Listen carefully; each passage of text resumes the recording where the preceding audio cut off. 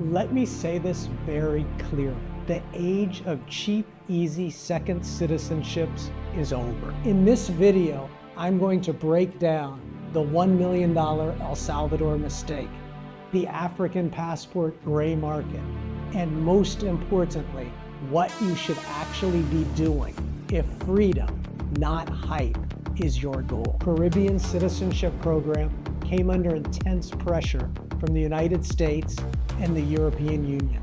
As a result, prices went up dramatically. A real passport is issued. And yes, it scans. It passes initial inspections. It looks legit, but it isn't legal citizenship. Or when corruption investigation ultimately began, your citizenship disappeared. You're not buying freedom, you're buying friction.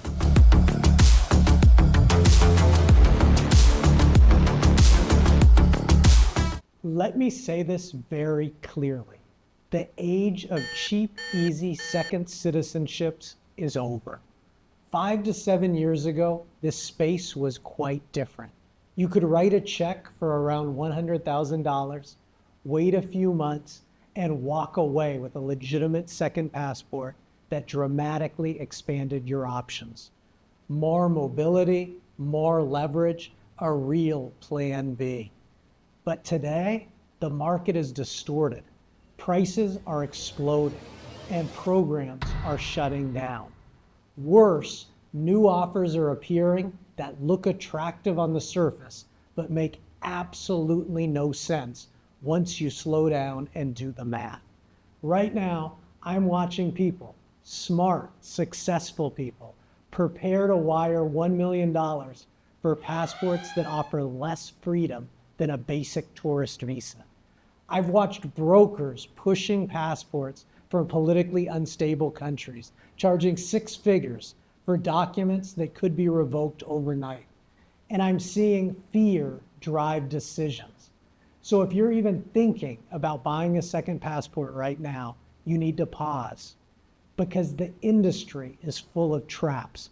In this video, I'm going to break down the $1 million El Salvador mistake, the African passport gray market, and most importantly, what you should actually be doing if freedom, not hype, is your goal. What's driving all of this? More than anything, it's fear of missing out. Over the last couple of years, Caribbean citizenship program came under intense pressure from the United States and the European Union. As a result, prices went up dramatically. What used to cost $100,000 now costs $200,000 or more. And whenever prices rise quickly, people panic. They rush. They look for shortcuts. They stop asking the most important question: does this actually make sense? Governments notice this panic. Shady brokers notice it too. So what happens? New programs appear, special offers, limited spots, marketing-heavy deals that promise freedom but quietly remove the value. And the biggest offender right now is El Salvador. Let me be clear before people get emotional. I like El Salvador. What President Bukele has done with security is impressive. Making Bitcoin legal tender was bold. The country's transformation story is real, but none of that changes the math. El Salvador's so-called adopting El Salvador Freedom Visa requires a $1 million contribution paid in Bitcoin or USDT. In return, you receive residency and eventually citizenship. $1 million. So let's slow down and ask the obvious question. Does this passport give you visa-free access to the United States? No. Canada? No. The United Kingdom? The Schengen zone? No. Does it allow you to live or work in Europe? No. So what are you actually buying? You are paying $1 million for a passport that ranks near the middle of global mobility indexes, often weaker than passports many of you already hold. Now, Here's where misinformation used to creep in. In the past, people compared this to Malta, but let's be accurate. Malta no longer offers a true citizenship by investment program. That door is closed. What does still exist are residency-first, contribution-based naturalization paths.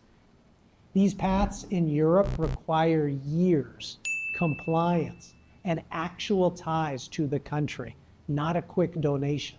So the comparison becomes even worse for El Salvador, because for a fraction of that $1 million, you can secure multiple residencies, build long-term naturalization options, and retain control over your capital instead of donating it. The El Salvador program isn't designed for strategic planners. It's a marketing product. Remember, at the end, you are the product. Most sovereignty gurus won't tell you this. The system cares about your tax residency, not your passport, not your physical residencies, not your Instagram location.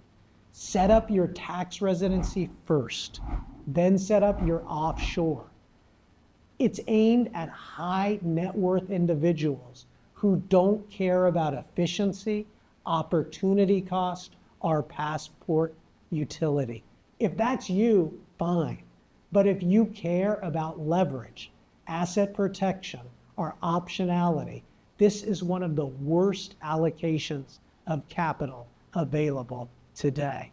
Now, we also need to talk about something far more dangerous, the African passport gray market. As Caribbean prices increased, brokers started offering alternatives: fast passports, quiet deals, special relationships. Prices range from $50,000 to $150,000. But here's the problem. Many of these countries do not have citizenship by investment laws in place. So how does it work? A broker knows someone inside a ministry. Money changes hands, a real passport is issued. And yes, it scans. It passes initial inspections. It looks legit, but it isn't legal citizenship. It's a bribe-based document. And that distinction matters, because when the government gets fired, or when a new government comes in, or when corruption investigations ultimately begin, your citizenship disappears. We've seen this happen before. People detained at airports, bank accounts frozen, passports invalidated overnight. Even with newer official African programs, you still need to ask, what does this passport actually do for me? If it doesn't grant strong visa-free access, if it's from a politically unstable jurisdiction, if Western banks flag it immediately, you're not buying freedom, you're buying friction. Let's reset the conversation. Why do people buy second passports? It comes down to two things: sovereignty and access. A good structure reduces risk, and a bad one multiplies it.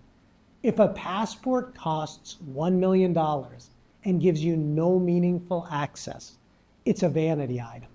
If a passport costs $100,000 but can be revoked, it's a liability.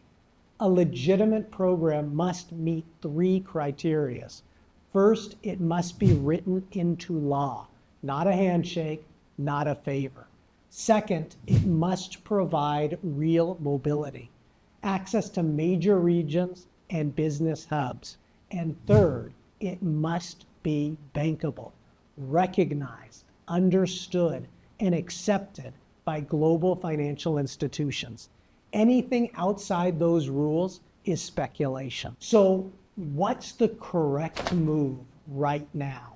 If you have capital, the Caribbean programs remain the gold standard.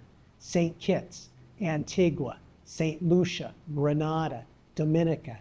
Yes, they're more expensive now, $200,000 or more, but they are legal, they are established, they work. If you don't want to spend that kind of money, stop chasing instant citizenships.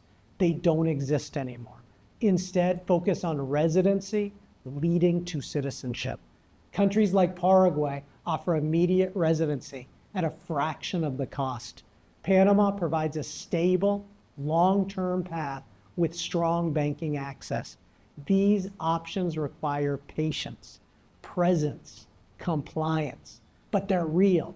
You're not gambling, you're building.